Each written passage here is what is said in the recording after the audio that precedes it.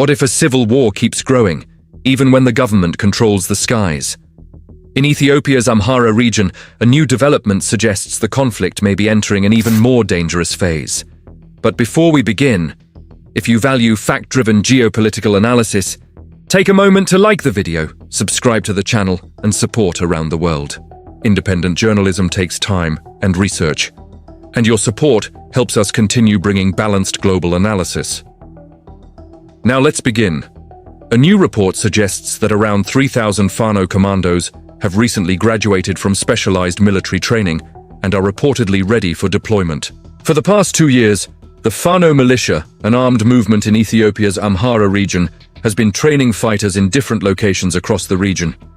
But large-scale training inside Amhara has become increasingly difficult. Why? Because the Ethiopian government, under Prime Minister Abiy Ahmed, has relied heavily on drone strikes and air power to target militia positions. According to sources, this pressure forced Fano commanders to shift part of their training operations outside Ethiopia. Their destination: neighboring Sudan. Months ago, hundreds of fighters from different zones in the Amhara region, particularly Gondar and Gojjam, were reportedly selected for specialized commando training and quietly sent across the border. The reason is simple geography. Both Gondar and Gojjam are relatively close to Sudan, making cross-border movement easier. Now reports suggest that the first batch of these commandos has completed training at facilities in Sudan. Interestingly, Sudan is already hosting other armed groups. For example, Tigrayan military structures linked to Army 70 have also reportedly conducted organizational and training activities there in the past. This raises a critical question. If multiple armed groups continue training thousands of fighters outside Ethiopia, what does that mean for the country's future? Even with advanced drones and airstrikes, the Ethiopian military cannot eliminate every Fano fighter or every armed rebel group. At some point, the conflict becomes a war of endurance. Without serious dialogue and political negotiations, these armed factions may simply continue preparing for the next phase of fighting.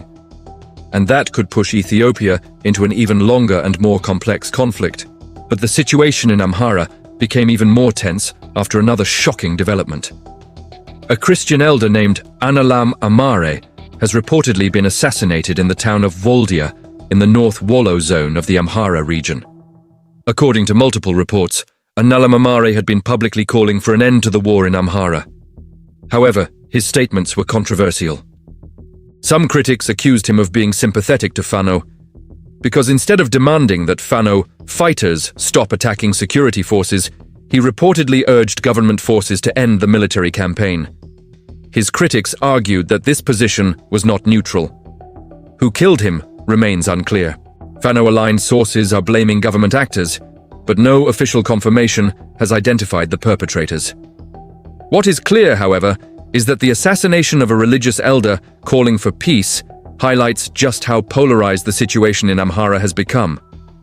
And as more fighters graduate from military training, both inside Ethiopia and abroad, the stakes for the country continue to rise.